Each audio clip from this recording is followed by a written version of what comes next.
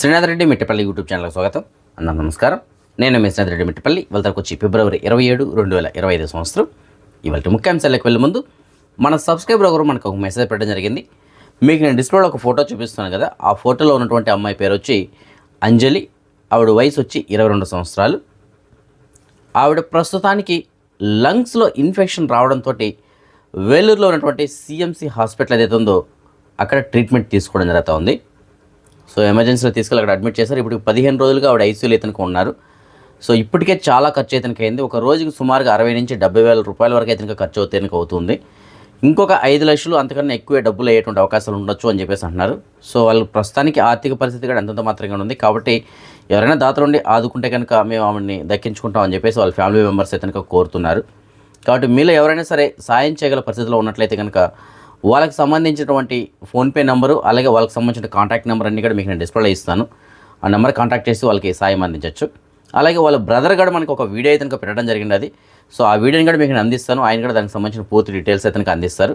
So ఏదైనప్పటికీ ఆవిడ ప్రస్తుతానికి వేలూరులో ఉన్నటువంటి సిఎంసి హాస్పిటల్లో ఐసీయూలో ట్రీట్మెంట్ అయితే తీసుకుంటూ ఉన్నారు. సో ఆవిడ తొందరగా కోలుకోవాలని చెప్పేసి మనం అయితే కోరుకుందాం. అయితే ప్రస్తుతానికి ఆవిడకి ఆర్థికంగా కొంత సాయం అయితే కావాల్సి ఉంది. కాబట్టి ఎవరైనా మీలో సాయం చేయగల పరిస్థితిలో ఉన్నటువంటి దాతలు ఉంటే కనుక ఆవిడకి ఆర్థికంగా సాయం చేయగలరని చెప్పేసి కోరుతున్నాం. హాయ్ అందరికి, మేము మీ అందరి దగ్గరికి ఒక హెల్ప్ కోసం అయితే వచ్చామండి. ఇప్పుడు అయితే ఇక్కడ కనపడుతున్న ఫోటో వచ్చేసి మా అక్క. ఏమైందంటే ఆమెకు కొంచెం లంగ్స్ ఇన్ఫెక్టివ్ అయిందండి, లోపల అనేది డ్యామేజ్ అయిపోయింది.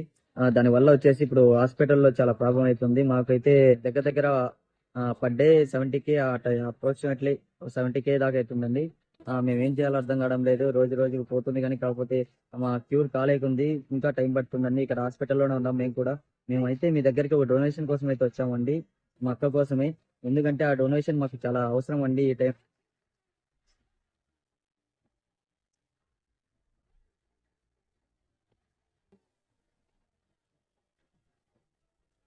ఉండే కండిషన్ కూడా చూసారు కదండి. ఎందుకంటే ఇప్పుడు మేము ఎందుకు అడుగుతున్నాం అంటే మాకు రోజుకి చాలా అవసరం అవుతుందండి. అమౌంట్ కూడా చాలా ఇబ్బందులలో ఉంటున్నాం. మేము కూడా చాలా వరకు బయట ట్రై చేస్తున్నాము, కుదరడం లేదు. ఇంకా ఒక 5 lakhs దాకా ఖర్చు కావచ్చు అండి. ఇంకా మేము ఇక్కడే హాస్పిటల్లోనే ఉన్నాము.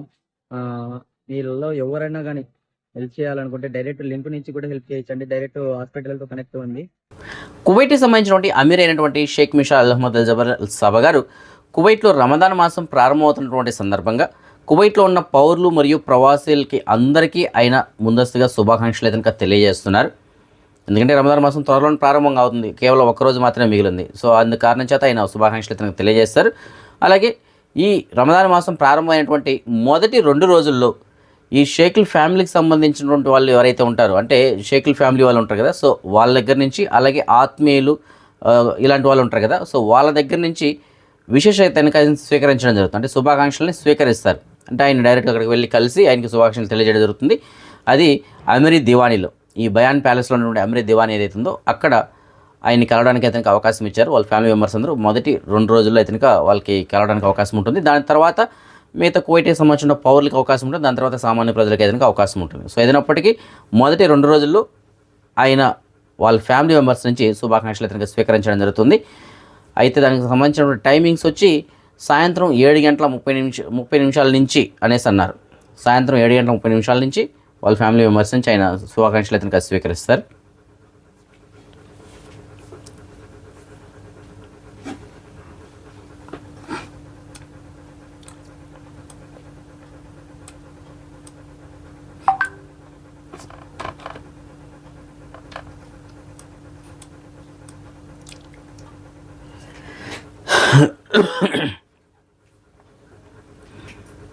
కువైట్కి సంబంధించినటువంటి నేషనల్ డే మరియు లిబరేషన్ డే, వీటికి సంబంధించినటువంటి వేడుకలు అయితే కనుక ముగిశాయి.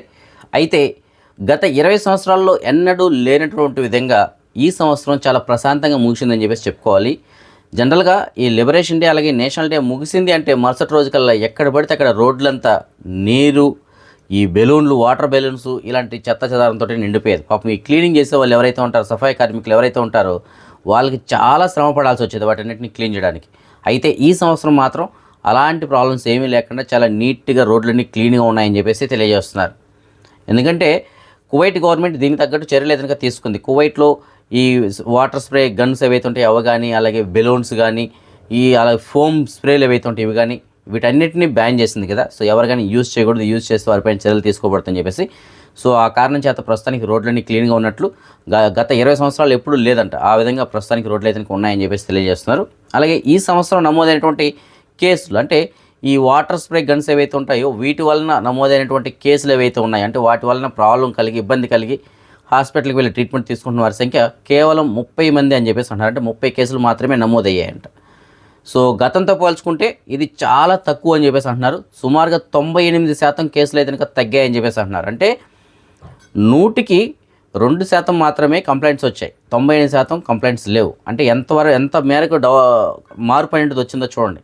సో ఈ మార్పు చాలా మంచిదండి, ఇలా రావాలి. ఎందుకంటే గతంలో మనం చూసుకున్నట్లయితే ఈ లిబరేషన్ డే కానీ అలాగే ఈ నేషనల్ డే కానీ వచ్చిందంటే 300 మంది 400 మంది 600 మంది పాపము హాస్పిటల్కి వెళ్ళి ట్రీట్మెంట్ తీసుకున్న వాళ్ళు, ఆ కలర్స్ కానీ ఆ వాటర్ కానీ కంట్లో పడి కొంతమంది కళ్ళు పోయిన వాళ్ళు కూడా ఉన్నారు పాపం, అలాగే దెబ్బలు తగిలిన వాళ్ళు కూడా ఉన్నారు. సో ఈ సంవత్సరం అలాంటివి ఏమీ లేకుండా చాలా ప్రశాంతంగా అయితే కనుక ముగిసింది. ఈ మార్పు అయితే కనుక స్వాగతించదగ్గటువంటి మార్పు, ఇది చాలా మంచి మార్పు అని చెప్పేసి మనం అయితే కనుక చెప్పుకోవాలి. కువైట్లోని సోషల్ మీడియాలో ఒక వీడియో వైరల్ అయింది. ఆ వీడియోలో ఉన్నది ఏమిటంటే కొంతమంది యువకులు కువైట్లోని ఒక ప్రముఖ షాపింగ్ మాల్లో గొడవ పడడం జరుగుతుంది. సో ఆ వీడియో వైరల్ అయిన తర్వాత భద్రతా అధికారులు ఆ గొడవలో పాల్గొన్న వాళ్ళు ఎవరైతే ఉంటారో అలాంటి వారిని అదుపులో తీసుకున్నారు. ముఖ్యంగా ఒక 4 యువకులు అలాగే ఒక యువతిని అదుపులో తీసుకున్నారు. అలాగే మరొక 3 అనుమానితులను కూడా అదుపులో తీసుకున్నట్లు తెలియజేస్తున్నారు. వారిపైన చట్టపరమైన చర్యలు తీసుకుంటామని చెప్పేసి తెలియజేస్తున్నారు. ఎందుకంటే వాళ్ళు ఒక ప్రముఖ షాపింగ్ మాల్లో కర్రలో ఇవి చేత పట్టుకొని చాలా ఘోరంగా ఒకరినొకరు కొట్టుకోవడం జరిగింది. సో అది ఆ కారణం చేత ప్రస్తుతానికి వాళ్ళందరినీ కూడా అదుపులో తీసుకున్నారు. కువైట్కి సంబంధించిన మినిస్టర్ ఆఫ్ ఇంటీరియర్ వాళ్ళు తెలియజేస్తున్న సమాచారం మేరకు కువైట్లో ప్రస్తుతానికి ఒక వార్త అయితే కనుక ప్రచారంలో ఉంది. ప్రస్తుతానికి ఈ ట్రాఫిక్ ఫైన్స్ ఏవైతే ఉంటాయో అలాంటి వాటిపైన 30% డిస్కౌంట్ ఇస్తున్నారు. మీ ఫైన్స్ ఏదైనా ఉంటే ఇప్పుడు కట్టేసుకోండి అని చెప్పేసి కొంతమందికి మెసేజ్లు వస్తున్నాయి. సో అలాంటి వాటిని మీరు నమ్మకండి, అలాంటి వాటిలో కనుక నిజమైతే కనుక లేదు అని చెప్పేసి తెలియజేస్తున్నారు. ఇవన్నీ కూడా పుకార్లు మాత్రమే తప్ప నిజమైతే కనుక కాదు. మీ ఫైన్లు ఏవైతే ఉంటే అవి యాజ్ గా కట్టుకోవాల్సి ఉంటుంది, డిస్కౌంట్ అనే ప్రసక్తే లేదు అని చెప్పేసి అంటున్నారు. సో ఈ 30% డిస్కౌంట్ అనేటువంటిది ఎవరో కావాలని పుట్టించినటువంటి పుకార్లు తప్ప మరొకటి కాదు అని చెప్పేసి మినిస్టర్ ఆఫ్ ఇంటీరియర్ వాళ్ళు తెలియజేస్తున్నారు. కువైట్లోని ఫహెల్ ఎక్స్ప్రెస్ వేని మెయింటెనెన్స్లో భాగంగా మార్చి 2వ తారీఖు వరకు క్లోజ్ చేశారు. అక్కడ ప్రస్తుతానికి మెయింటెనెన్స్ వర్క్ జరుగుతుంది. ఆ కారణం చేత నిన్నటి నుంచి మార్చి 2వ తారీఖు వరకు దాన్ని క్లోజ్ చేస్తున్నట్లు తెలియజేశారు. కువైట్లోని జహరా గవర్నరేట్లో ఉన్నటువంటి గదీం జహరాలో ఉన్నటువంటి గస్రియా ప్రాంతం దగ్గర ఇవాళ మధ్యాహ్నం సమయంలో ఒక బైక్ యాక్సిడెంట్ జరిగింది. ఈ యాక్సిడెంట్లో కువైట్కి సంబంధించిన పౌరుడికి గాయాలైనట్లు తెలియజేస్తున్నారు. దానికి సంబంధించిన వీడియోని కూడా మన సబ్స్క్రైబర్ ఒకరు మనకి ఫార్వర్డ్ చేయడం జరిగింది. అయితే అక్కడ అదృష్టవశాత్తు అతను హెల్మెట్ ధరించడం వల్ల తలకి ఎలాంటి గాయాలు కానీ కాలేదు, ప్రాణాపాయం అయితే లేదు అని చెప్పేసి అంటున్నారు. కాలు మాత్రం కొద్దిగా డ్యామేజ్ అయినట్లు తెలియజేస్తున్నారు. సో ఇక్కడ మనం గమనించాల్సింది ఏంటంటే హెల్మెట్ ధరించడం వల్ల అతని తలకి ఎలాంటి గాయాలు తగలలేదు. కాబట్టి హెల్మెట్ ధరించడం అనేటువంటిది ఎంతటి ముఖ్యమో ఒకసారి గ్రహించండి. సో మనలో చాలామంది హెల్మెట్ ధరించే వాళ్ళు ఉంటారు, కానీ కొంతమంది ఏం చేస్తుంటారంటే హెల్మెట్ని ఏదో ఒక ఫ్యాషన్కి తీసుకెళ్తుంటారు చేతిలో పెట్టుకొని, బైక్ తగిలించడం సైడ్లో, లేదంటే ముందు సీట్లో పెట్టుకోవడం దాన్ని, లేదంటే చేతిలో పెట్టుకొని వెళ్తూ ఉంటారు అంతే. లేదంటే వెనక సీట్లో కూర్చున్న వాళ్ళకి హెల్మెట్ ఇచ్చి చేతిలో పెట్టుకోమంటారు, హెల్మెట్ మాత్రం ధరించరు. సో అది ఎందుకు పెట్టుకుంటారో తెలియదు, జస్ట్ అక్కడ ట్రాఫిక్ వాళ్ళు ఆపినప్పుడు మాత్రం ధరిస్తారు దాన్ని. సో దానివల్ల ఏంటి ఉపయోగం? ట్రాఫిక్ పోలీస్కి ఏమన్నా దానివల్ల ఉపయోగమా? అది ధరించాల్సింది మనం. దానివల్ల ఉపయోగం ఎవరికి? మనకే. ఏదైనా ప్రమాదం జరిగినప్పుడు మనం సేఫ్గా బయటపడాలంటే హెల్మెట్ మనకు ఉండాలి. కానీ చాలామంది అది ఎందుకో తెలియదు కానీ హెల్మెట్ ధరించాలంటే ఏదో చిరాగ్గా ఫీల్ అవుతూ ఉంటారు. దయచేసి ప్రతి ఒక్కరు హెల్మెట్ ఏదైనా ధరించండి. యూపీలోని ప్రయాగ్రాజ్లో నిర్వహించినటువంటి మహా కుంభమేళా ముగిసింది. ఈ కుంభమేళాకి సుమారుగా 66,25,00,000 మంది చేరుకొని పుణ్యస్నానాలు ఆచరించినట్లు గణాంకాలు అయితే తెలియజేస్తున్నాయి. ఎందుకంటే ఇది ప్రపంచంలోనే అతిపెద్ద ఆధ్యాత్మిక వేడుక అని చెప్పేసి మనం చెప్పుకోవాలి. ఎందుకంటే ఇంత భారీ సంఖ్యలో ఎక్కడ కానీ ఇంతవరకు ఒక చోటగా చేరినటువంటి దాఖలాలు అయితే ఎక్కడ లేవు. సో ఇక్కడ ఈ 40 రోజుల పాటు ఏదైతే జరిగిందో ఈ మహాకుంభమేళ, సో ఇందులో 66,25,00,000 మంది, అంటే ఒకసారి ఊహించండి, మన భారతదేశం మొత్తం జనాభాలో సగం మంది అనుకోండి సుమారుగా అక్కడికి వెళ్ళి పుణ్యస్నానాలు అయితే నిర్వహించడం జరిగింది. ఈ కార్యక్రమం సక్సెస్ఫుల్గా ముగిసినందుకు గాను మన భారతదేశ ప్రధానమంత్రి నరేంద్ర మోడీ గారు ఎవరైతే దీనికి సహకరించారో చిన్న స్థాయి ఉద్యోగుల నుంచి పెద్ద స్థాయి ఉద్యోగుల వరకు అందరికీ ఆయన కృతజ్ఞతలను తెలపడం జరిగింది. అలాగే రైల్వే సిబ్బంది ఎవరైతే వాళ్ళకి కూడా, ఎందుకంటే అక్కడ ట్రైన్స్ వస్తేనే కదా ఇంతమంది అక్కడ బయట రాష్ట్రాల నుంచి రాగలిగారు. సో వాళ్ళకి కానీ అక్కడ ఉన్నటువంటి స్టాఫ్ ఎవరైతే ఉన్నారో వాళ్ళకి కృతజ్ఞతలు తెలిపారు. అలాగే ఇక్కడ ఉన్నటువంటి పడవలు నడిపేటువంటి సిబ్బంది కావచ్చు, డ్రైవర్లు కావచ్చు, అంబులెన్స్ కావచ్చు, ఈ ప్రతి ఒక్కరు అందరికీ ఆయన థ్యాంక్స్ అయితే చెప్పడం జరిగింది. అలాగే గంగా, యమున, సరస్వతి ఈ నదులకు కూడా ఆయన పూజల్లో ఏదైనా తప్పు ఉంటే కనుక క్షమించడం చెప్పేసి ప్రార్థనలు కూడా చేయడం జరిగింది. సో ఏదైనప్పటికీ ఇది మనం మర్చిపోవాలన్నటువంటి ఒక సంఘటన. ఇంతవరకు కనీ విరిగిన రీతిలో ఈసారి ఈ మహాకుంభమేళా అనేటువంటిది జరిగింది. సో ఇది మనం గుర్తుంచుకోవాల్సిన విషయం. ఎందుకంటే 140 సంవత్సరాలకు ఒక్కసారి వచ్చేటువంటిదే ఇది. సో మన అదృష్టం అని చెప్పేసి దీన్ని మనం భావించాలి. బయట దేశాలకి ఉపాధి నిమిత్తం అలాగే విద్య నిమిత్తం వచ్చేటువంటి మన ఆంధ్రప్రదేశ్ సంబంధించిన వాళ్ళు ఎవరైతే ఉంటారో అలాంటి వారిని దృష్టిలో పెట్టుకొని కేంద్ర పౌర విమానయాన శాఖ మంత్రి అయినటువంటి రామ్మోహన్ నాయుడు గారు శ్రీకాకుళంలో ఉన్నటువంటి కలెక్టరేట్లో ఎన్ఆర్ఐ సెల్ ఒకటి ఓపెన్ చేయడం జరిగింది. సో ఇది ప్రస్తుతానికి ఈ శ్రీకాకుళంలో ఉన్న వాళ్ళు ఎవరైతే ఉంటారో వారి కోసం అని చెప్పేసి అది ప్రారంభించడం జరిగింది. సో వాళ్ళకి ఏంటంటే బయట దేశాలకి ఎవరైతే శ్రీకాకుళం నుంచి వెళ్ళి చదువుకోవడానికి వెళ్ళే వాళ్ళు కావచ్చు, అలాగే ఉపాధి నిమిత్తం వెళ్ళే వాళ్ళు ఎవరైతే ఉంటారో అలాంటి వారికి సంబంధించిన ప్రాబ్లమ్స్ ఏదైనా ఉంటే సాల్వ్ చేయడం కోసం దాన్ని ప్రారంభించడం జరిగింది. సో వాళ్ళు డైరెక్ట్గా అధికారులతో అయితే మాట్లాడడానికి అవకాశం ఉంటుంది. సో ప్రస్తుతానికి శ్రీకాకుళంలో తీసుకొచ్చారు. దాన్ని త్వరలోనే మిగతా అన్ని చోట్ల కూడా విస్తరించడానికి అయితే అవకాశాలు అయితే కనిపిస్తూ ఉన్నాయి. సో ఏదైనప్పటికీ ఇలాంటిది కంపల్సరీగా ప్రతి జిల్లాకి అలాగే అన్ని చోట్ల కూడా దీనికి సంబంధించిన కేంద్రాలు ఏర్పాటు చేస్తే చాలా బాగుంటుంది. లేదు దీనికి ఒక మెయిన్ ఆఫీస్ పెట్టి దానికి ఒక టోల్ ఫ్రీ నెంబర్ పెట్టి ఇలాంటి ఏర్పాటు చేసినా కూడా బాగుంటుందని చెప్పేసి నేను అయితే భావిస్తాను. ఎందుకంటే ముఖ్యంగా ఈ గల్ఫ్ దేశాల్లో ఎవరైతే వచ్చి పనిచేసుకుంటూ ఉంటారో అలాంటి వారిలో కొంతమంది ఎవరిని కాంటాక్ట్ చేయాలో తెలియదు, ఎవరిని ఏ క్వశ్చన్ అడిగితే ఏ సమాధానం చెప్తారో తెలియదు వాళ్ళకి పాపం. సో తెలియక ఇబ్బందులు పడే వాళ్ళు చాలామంది ఉంటారు. అలాంటిది వాళ్ళు కువైట్కి కానీ ఇలాంటి ఇతరత్ర రాష్ట్రాలకు వచ్చేటప్పుడు బయట దేశాలకు వచ్చేటప్పుడే ఇదిగోండి ఈ మన ఆంధ్రప్రదేశ్లో ఈ నెంబర్ ఉంటుంది, మీకు ఏ సమస్య వచ్చినా సరే ఈ నెంబర్ కాంటాక్ట్ చేయడం చెప్పేసి ఒక నెంబర్ కనుక ఏర్పాటు చేశారనుకోండి, మనం ఎవరిపైన ఆధారపడాల్సిన అవసరం లేదు, డైరెక్ట్గా నెంబర్ కాంటాక్ట్ చేసి మన సమస్యను వాళ్ళు చెప్పుకోవడానికి అయితే అవకాశం ఉంటుంది. సో అలాంటిది ఒకటి రావాలని చెప్పేసి మనం అయితే ఆశిద్దాం. సో ఏదైనప్పటికీ ప్రస్తుతానికి మాత్రం శ్రీకాకుళం జిల్లాలో ఒక ఎన్ఆర్ఐ సెల్ని అయితే ఏర్పాటు చేశారు. సో శ్రీకాకుళం వాసులకి ఇది మంచి అవకాశం. సో వాళ్ళకి ఏదైనా సమస్యలు ఉంటే బయట దేశాల్లో ఉండి వాళ్ళు ఏదైనా సమస్యలు కనుక ఎదుర్కొంటూ ఉన్నట్లయితే వాళ్ళు డైరెక్ట్గా ఎన్ఆర్ఐ సెల్కి కాంటాక్ట్ చేసి వారి సమస్యలు అయితే వాళ్ళకి చెప్పుకోవడానికి అవకాశం ఉంటుంది. ఫ్రెండ్స్, మనం ఇస్తున్నటువంటి ఇన్సూరెన్స్ కంపెనీలో ఇన్సూరెన్స్ తీసుకుంటున్నటువంటి ఒక ఆయన మనకి మెసేజ్ పెట్టడం జరిగింది. ఆ మెసేజ్ ఒక్కసారి వినండి. ఫ్రెండ్స్, ఒక చిన్న ఇన్ఫర్మేషన్. నాకు తెలిసి లైఫ్లో ఏదున్నా లేకపోయినా మనిషికి హెల్త్ ఇన్సూరెన్స్ అనేది చాలా అవసరము. మా బాబుకి అన్ఎక్స్పెక్టెడ్ ఒక చిన్న ప్రాబ్లం వచ్చింది. నేను ఇలాంటి కిమ్స్ లాంటి హాస్పిటల్లో ట్రీట్మెంట్ చేయించాలంటే మినిమం 5 లక్షలు అడిగారు. ఇన్సూరెన్స్ చేయించుకోండి, అందరూ హెల్త్ ఇన్సూరెన్స్ చేయించుకోండి. ముఖ్యంగా నాకు కేర్ హెల్త్ ఇన్సూరెన్స్ వాళ్ళు చాలా సపోర్ట్ చేశారు. బ్యాక్ అండ్ టీమ్ కానీ ఏదైనా బాగా సపోర్ట్ చేశారు.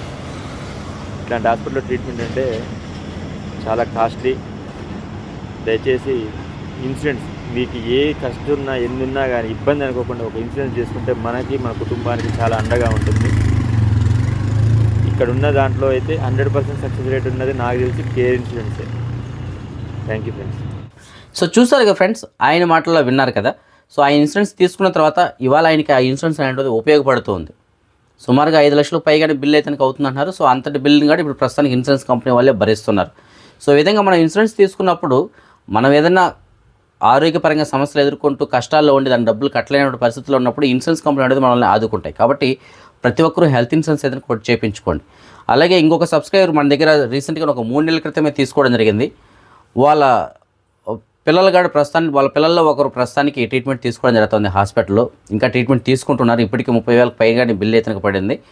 సో ఆ బిల్ ఎంత ఇన్సూరెన్స్ వాళ్ళు పే చేస్తున్నారు. ఇంకొక 2 రోజులు అయితే హాస్పిటల్లో ఉండాల్సి ఉంది. సో మొత్తం ఫైనల్ బిల్ అనేటువంటిది లాస్ట్లో సెటిల్ చేయడం జరుగుతుంది. సో దానికి సంబంధించిన అప్డేట్ వచ్చిన తర్వాత మీకు నేను తెలియజేస్తాను ఎంత బిల్ అయింది, ఎంత వచ్చింది, ఏమిటి అనేది. సో ఈ విధంగా హెల్త్ ఇన్సూరెన్స్ అనేది మనం ముందుగా తీసి పెట్టుకోవడం వల్ల ఏదైనా మనకి ఆరోగ్యపరంగా సమస్యలు వచ్చినప్పుడు అవి మనల్ని ఆదుకుంటాయి. కాబట్టి నేను ఎప్పుడూ కోరేది ఒకటే, ప్రతి ఒక్కరూ ఒక హెల్త్ ఇన్సూరెన్స్ అనేది చేయించుకోండి. అలాగే ఒక లైఫ్ ఇన్సూరెన్స్ అనేది చేయించుకోండి. ఎందుకంటే మన లైఫ్లో సేవింగ్ ఎంత ముఖ్యమో అలాగే హెల్త్ పరంగా ఏదైనా ప్రాబ్లమ్స్ వచ్చినప్పుడు ఆ సేవింగ్ వాడుకోకుండా దాచిపెట్టుకోవడం కూడా అంతే ముఖ్యం. ఎందుకంటే ఆరోగ్యపరంగా సమస్య వచ్చిందనుకోండి, దాచిపెట్టిన డబ్బులంతా తీసుకొచ్చి దీనికి పెడితే దాచిపెట్టి మనకి ఏం ప్రయోజనం? ఇంకా అది ఇంక వేరే దానికి ఉపయోగపడాల్సింది పోయి ఆరోగ్యానికి ఉపయోగపడిపోతే మళ్ళీ మిగతా వాటికి ఏం చేయాలి? కాబట్టి ఆరోగ్యపరంగా సమస్య వచ్చినప్పుడు మనం బయటపడాలంటే దానికి సపరేట్గా ఒక హెల్త్ ఇన్సూరెన్స్ చేయించేసుకోండి. ఏదైతే మన సేవింగ్ లైఫ్ ఇన్సూరెన్స్లు కానీ ఇవి ఏదైతే ఉన్నాయి సేవింగ్ కింద పెట్టిన డబ్బులు ఏదైతే ఉందో అది అలాగే ఉండనివ్వండి. రేపు ఏదైనా భవిష్యత్తులో మనకు ఇంకొక దానికి ఉపయోగపడవచ్చు. అది పిల్లల చదువు కావచ్చు, లేదంటే ఇంకొక ఇల్లు కట్టుకోవాలనుకున్నా సరే, ఒక ఫ్లాట్ కొనాలన్నా సరే, లేదా ఇంకొక దానికైనా సరే, దేనికైనా సరే అది ఉపయోగపడుతుంది. కాబట్టి ప్రతి ఒక్కరూ ఒక హెల్త్ ఇన్సూరెన్స్ చేయించుకోండి, అలాగే ఒక లైఫ్ ఇన్సూరెన్స్ చేయించుకోండి. సో మీకు ఎవరికైనా సరే ఇలాంటి కావాలనుకున్నటువంటి కనుక మీకు నేను డిస్ప్లే ఒక నెంబర్ అయితే నాకు ఇస్తున్నాను. నెంబర్కి మీరు వాట్సాప్ ద్వారా కాంటాక్ట్ చేయండి. పూర్తి సమాచారం అయితే మీకు నేను అందిస్తాను. ఇవాళ మన సబ్స్క్రైబర్స్ యొక్క కొంతమంది పిల్లలు పుట్టినరోజు జరుపుకుంటున్నారు. అందులో శాండిల్ ముత్యాల అనేటువంటి అబ్బాయి ఇవాళ పుట్టినరోజు జరుపుకోవడం జరుగుతుంది. ఆ అబ్బాయికి పుట్టినరోజు శుభాకాంక్షలు తెలియజేస్తుంది తల్లిదండ్రులైనటువంటి మాధురి మరియు నరేష్ కుమార్ గారు మరియు మేనత్ అయినటువంటి నాగేశ్వరి గారు. అలాగే చైతు అనేటువంటి పాపగాడ ఇవాళ పుట్టినరోజు జరుపుకోవడం జరుగుతుంది. ఆ పాపకి తండ్రి గారు అయినటువంటి వంశీ గారు శుభాకాంక్షలు తెలియజేస్తున్నారు. ఇంకా ఎవరైనా మన సబ్స్క్రైబర్స్ యొక్క పిల్లలు వాళ్ళు పుట్టినరోజు జరుపుకుంటుంటే వారికి కూడా నా తరపున, అలాగే మన ఛానల్ సబ్స్క్రైబర్స్ అందరి తరపున పుట్టినరోజు శుభాకాంక్షలు. అదే మనం ఈ మనీ ఎక్స్చేంజ్ విషయానికి వచ్చినట్లయితే ప్రస్తుతానికి ఒక కువైట్ దీనార్ మన భారతదేశం రూపీస్లో సుమారుగా 281 రూపాయలుగా ఉంది. బంగారం విషయానికి వచ్చినట్లయితే మాలియాలో ఉన్న సూకల్ వతీలో ఉన్న షాప్ నెంబర్ 121లో ఉన్న ఎఫ్కే జ్యువెలర్స్ వాళ్ళు మనకు అందించిన సమాచారం మేరకు 22 క్యారెట్ల బంగారం ప్రస్తుతానికి 1 గ్రాము ధర 26 దినార్ల 383 పిల్స్గా ఉంది. అదే 24 క్యారెట్ల బంగారం అనగా బిస్కెట్ రూపాయల బంగారం ప్రస్తుతానికి 1 గ్రాము ధర 28 దినార్ల 771 పిల్స్గా ఉంది. సో ఈ ఫ్రెండ్స్ ప్రస్తుతం అప్డేట్స్ రేపు రాత్రి 9 గంటలకు వచ్చిన వీడియోలో మరిన్ని అప్డేట్స్ కలుసుకుందాం. అందరికోసం జై హింద్.